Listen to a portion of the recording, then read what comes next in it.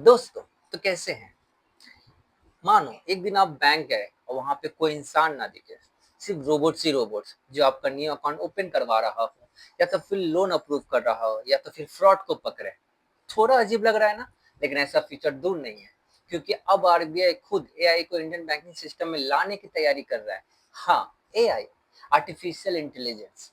अब तक तो हमने या तो फिर सिर्फ नेटफ्लिक्स के रिकमेंडेशन पे देखा था, या तो फिर गूगल मैप्स के शॉर्टकट्स पे, या फिर चैट बॉक्स में देखते थे। लेकिन अब आरबीआई खुद चाहता है कि एआई इंडियन बैंकिंग सिस्टम का हिस्सा बने। मतलब जब आप पैसा जमा कर रहे हो, या फिर ट्रांजेक्शन करो, या फिर लोन अप्लाई करो, एक इंटेलिजेंस सिस्टम बनेगा जो आपके ट्रांजेक्शन को समझेगा, एनालाइज करेगा और तुरंत ही फ्रॉड को पकड़ेगा।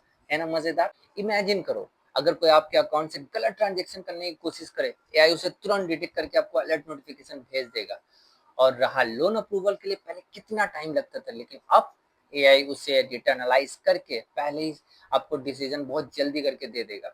और रहा कस्टमर सर्विस, इसके लिए काफी टाइम या फिर काफी वेट करना पड़ता था, लेकिन अब कुछ नहीं, क्योंकि अब एक एआई बॉट बन गया जो दिन हो या रात आपके लिए हमेशा साथ रहेगा, आपका हर सवाल का जवाब देगा। है ना मजेदार? लेकिन भाई, तो हर कॉइन के दो हिस्से होते हैं। अगर लोगों को पता चला कि आरबीआई एआई को बैंकिंग सिस्टम में ले आ रहा है, तो लोगों के दिमाग में सबसे पहले दो सवाल आएगा। पहला, क्या एआई सच में ह्यूमन को रिप्लेस कर देगा? क्या एआई सच में हमारा जॉब्स खा लेगा? और दूसरा सबसे अहम सवाल है कि डेटा प्राइवेसी, हमारा जो ट्रांजैक्शन रहे, हमारा जो केवाईसी है, लोन, वो सब एआई के हाथ में चला जाएगा, क्या वो मिसयूज नहीं हो सकता? यहीं पे आता है आरबीआई का सबसे अहम रोल।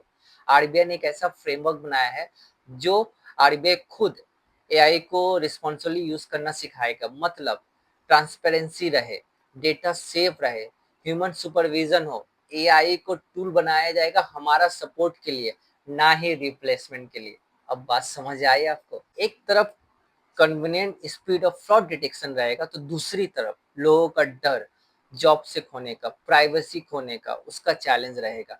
तो यहीं पे आरबीआई का एम रहेगा कि इन दोनों के बीच में एक बैलेंस बना सके, ताकि लोग टेक्नोलॉजी का फायदा भी उठा सके बिना ट्रस्ट खोए। यही है आरबीआई का एम। तो मेरी वीडियो देखने के बाद अगली बार अगर आप जब बैंक जा रहे हो और काउंटर के पीछे या तो बंदा नजर आए या फिर रोबोट, आपका असली गोल होना चाहिए पैसा कैसे सेफ रहे।